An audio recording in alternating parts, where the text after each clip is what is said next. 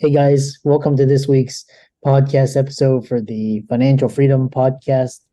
I'm your host, Dr. Christopher Liu. And as you know, leadership in today's times is quite challenging, and a leader can make or break a startup company, and we need better leaders. In that light, I'm happy to introduce Valeria and from Miami, and she helps leaders to improve communication so that they can increase productivity, conflict resolution, get great results. She's also a trainer for Tony Robbins, and I'm happy to welcome her to the show. So, welcome.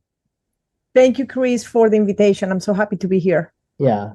Tell the audience about your story, how you got started, and what you do. So, how I got started, I think I got started with leadership when I started working, right? Because we have to start to practice first self-leadership so we can become that leader that people need us to be.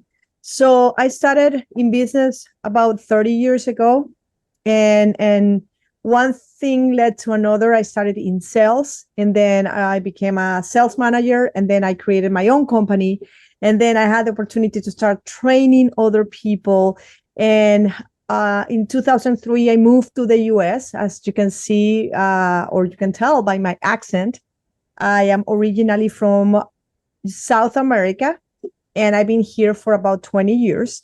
And it's been a journey. It's been a journey because I had to start all over again in the US and start working for a company. And then as soon as I could, I start doing what I love, which is this that I'm doing right now, which is teaching and coaching and helping people to grow and become the leaders that they want, or not only they want to be, but also their companies and their clients needs them to be. Like I said, it's all about resiliency. And what's interesting is, especially Argentina, which, has sky high inflation, I have a lot of friends, they're family from Argentina, their parents, life savings taken away from by inflation and, currency. Oh, yeah. And I born in Argentina, but we moved to Venezuela when I was like 4 or 5 years old. So, when I came to Venezuela, Venezuela was in their prime. But then when I moved to the US, was in a times where Venezuela was really having big issues with the economy, with the security and so on. So, I was kind of, I would say, forced by the universe to make the decision to move. But I don't regret 1 second the things. I think that everything that happened to me led me to where I am today, which I'm blessed. Yeah, it's amazing how the universe has your back. And Yeah. One thing that's talking about is that in terms of leadership, what's the number one soft skill that can make or break a leader? Communication is the number one. Without communication, we don't have anything. And if we think about it, we spend most of our day communicating with others. And the time that we are not communicating with others, we are communicating with ourselves. So again, everything starts with us, and then how we express with others. Usually we try to communicate with other people the way that we want to be communicated.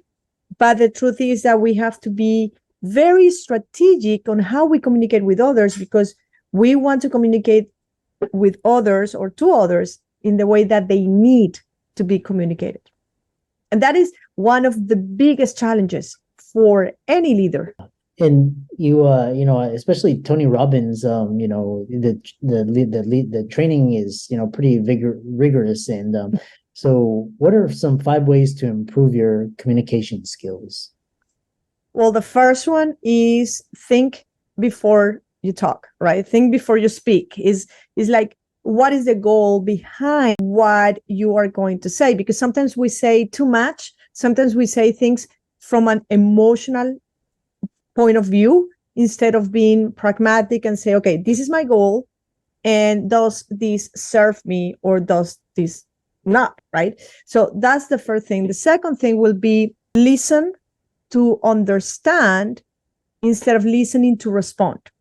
Most of us, we're listening to the conversation and we are preparing the whole response in our minds to just, justify or to just explain what happened and so on. And we're not paying attention to the other person's needs.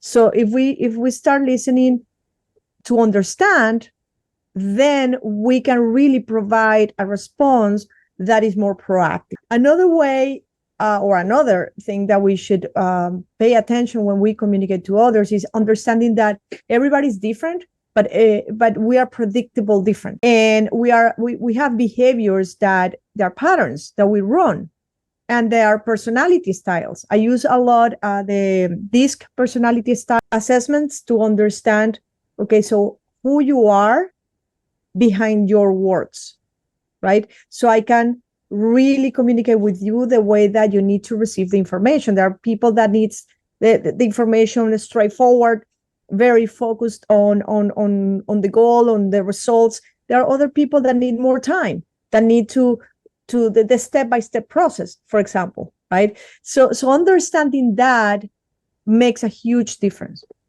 Number 4, I will say sometimes we need to take a pause before speaking, before responding to a situation, right? We have the tendency, even more in the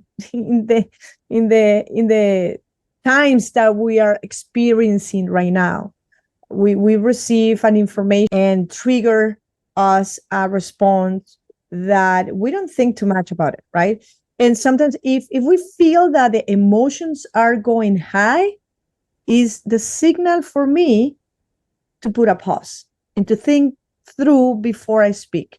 And then I will say number 5 will be emotional intelligence.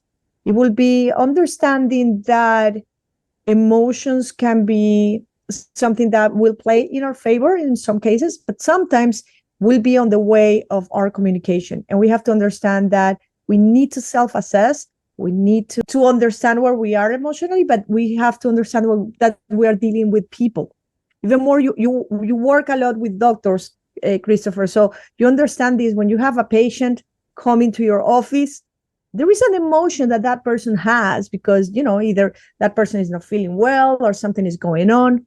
And there is an emotion that is behind the words that you have as a doctor to understand before you can give them a treatment, right? We talk a lot about empathy, but how many people talk about empathy, but they don't really, they talk about it, but they don't walk the talk, right? So I think those are the main 5. Yeah, I love that. And especially the great book is, these crucial conversations when emotion stakes are high. There's different differing opinions. That's when leadership is really important. And now that you mentioned that book, what makes a crucial conversation a crucial conversation is because if there was not an emotion behind that conversation, then it wouldn't be crucial. And it's really interesting because he boils it down to like these leadership, and you need to not from emotion but from reason. And I love this. I love how you describe listening to understand as opposed to listening to respond. And then taboo topics crucial. So especially today's leaders, for lack of a better term, there's not very many good leaders. What are you doing in the space to train leaders, improve our leadership? It's very like any management or leadership book I read is very nebulous. It's almost like it requires a lot of emotional intelligence and a lot of different skills. Well, the challenge that leaders have today is a lot of them has been pushed to grow too fast. A lot of the leaders that we are seeing nowadays are positional leaders. They have been put in positions to lead a team, but they have not been given the tools to do it. So there having been the mama dog come and push the little babies to the water so they learn to swim. Well, there is a learning time, right, for them to learn to swim. So what is happening is a lot of companies, because of what happened in the last 3 years, they lost a lot of the leaders, and now they are being pushed to promote people within their teams that they don't have the experience as leaders, and they're not giving them the training to become the leaders that the company needs them to be. Now, there's one thing that I want to say is that not always someone that is in a leadership position, either manager or any leadership supervisor or even a CEO, means that that person is a leader, right? You may have, look, I'm going to share with you about 5 years ago, I went to Costa Rica with John Maxwell. I do also work with John Maxwell, and I was part of the 200 coaches that went to Costa Rica with John Maxwell, hired by the government to help them transform the country. So we did what is called transformational tables. And I went to one of the companies that I had to go to do the training, to do the transformation tables. They had about, let's say, about 20, 30 of their employees in the room. And as I was facilitating the process, there was this guy sitting on the back, and every now and then he put his hands up, and every time that he talked, that he spoke, everybody turned to him and listened to him, and they were like, "Wow, that's true, and you're right." And it was kind of like turning the lights on, right? And then at the end of the session, I saw how everybody went to this guy. They were hugging him. They were saying thank you, and they were really appreciating the fact that he said everything he said and he shared everything he shared. Then they left the room, and I stayed back with the person that was coordinating the session. And she said to me, "Do you know who that guy is?" And I said to her, "Well, for sure, he's a leader." And she said, "Well, he's the guy that cleans the bathroom. He has been with the company like for 30 years, and he's the guy that cleans the bathroom." I'm like, okay, so that is the best example that you can have or that you can see when is leadership. Is someone that leadership is not something that you get. It's not something that you can give. It's something that you become, right? And this guy, the guy that cleaned the bathroom in that company, was respected in that moment as a leader because he showed leadership, because of who he is. So that was an amazing thing to watch, and how everybody came together in that room. We had people from different backgrounds, different positions, and he got so much significance in that moment just because he showed up as the leader that he is, even though he was not in a leadership position. So that is what truly leadership is. Okay. Yeah, it makes, and it's I love that story because you talk about you firmly believing that people's behaviors affect team performance. Mm-hmm. And so I love this. I wish there were more like, Disc and John Maxwell and training teams. The other thing is, so especially through challenging times, what can leaders do to, prepare, lead their teams through change, get them focused, navigate these waters, really, work from home, everything's changing. So what can leaders do to help prepare and help their companies navigate through this? Especially AI. AI is going to really change a lot of things. Well, I would say transition times comes like what we are experiencing right now. Some people call it crisis. Some people call it, new times, however you want to call it. I think that the leaders at the companies have to put a special attention in their teams. What I mean with this is give them the opportunity to be part of the solution. What we tend to do is, oh, there is crisis, don't talk to me. There is crisis, just do what I tell you to do, right? That doesn't work anymore. That doesn't work anymore. People want to be part of something. And you just say it. A lot of companies are still working hybrid, and maybe some of them are at home. Some of them are half of the time in the office, half of the time at home. Some of them are at the office, and this is what I'm saying. The people that are in the office They resent the people that are staying back home. And the people that are staying home, they feel disconnected from the mission, from the vision, from the team. So there is a lot of going on between the teams. So I think one of the things that I would recommend to do, number one, get your people together, create activities that works on getting people to know each other at a personal level. Because now more than ever, it's important to remember that we are working with people. It's important to remember that we need to work together. Now, one of the things that I have seen has made a difference, and I saw it during COVID, and now I think it's more relevant, is give every person of your team a reason why to be there. It's not anymore about the job that you are giving them. It's about the sense of belonging that they have to feel. So they feel that they not only are part of the team, but that belongs to them, that the project belongs to them, that the goals belongs to them, that the vision is part of them. So if we are expecting that we're going to give orders and they're going to do what, no, then you're going to have people just doing what you tell them to do, and they're going to leave you.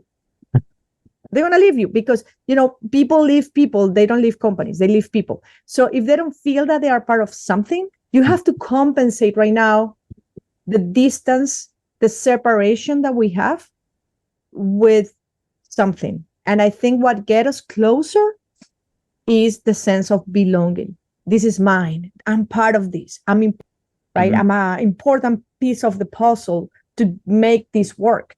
So when the people feel like that, they're committed to productivity. They're committed to make things happen, because now it's not my boss, the owner of the company, that has to, succeed or that gonna get the benefit of this.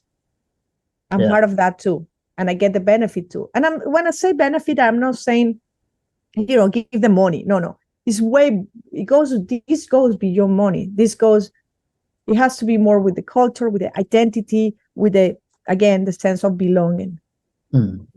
Yeah, I love that. And I love this idea where you describe it, goes beyond money, because it's all about buy-in and investment and identity. That's why people buy, $2,000 handbags, versus a $10. And it's so interesting because now it's like we have the technologies enabled that people can go out and do their own things. So, if companies are holding people back, they're going to go and start their own and embody a lot of these leadership principles. And that's why you have disruptive companies like, Facebook and Uber and Airbnb, all Coinbase, all of these companies they're doing, because they can't do anything within the existing leadership. So they become leaders in their own rights. So, and creating a company, the truth is, it's not for everyone. I know I have a lot of friends that they love and enjoy working for corporate. So I think there is a space and time for everyone at every level, right? Is how you motivate your employees so they really feel that they are part of something bigger than themselves. If they feel that, they're going to stay. If they feel disconnected, most likely they're going to leave, either for their own project or to another company. Mm-hmm. Yeah. Fascinating discussion. I love that. And how can people contact you, follow you, reach out to you on social media, check out your work, etc.? Okay, so they can reach out to me via Facebook or Instagram through Valeria Grunbaum. And if they want to see my website, they can reach out enlightening.com. Valeria. Yeah. And for all the audience out there, let's thank Valeria for coming onto the show and really talking about leadership, especially in these times. We need great leaders. And Christopher, also, I forgot, I always forget LinkedIn. That probably will be also one of the main places where you can reach out to me. And all of your resources will be in the links and show notes. And with that, thanks so much for coming onto the podcast. Thank you for inviting me.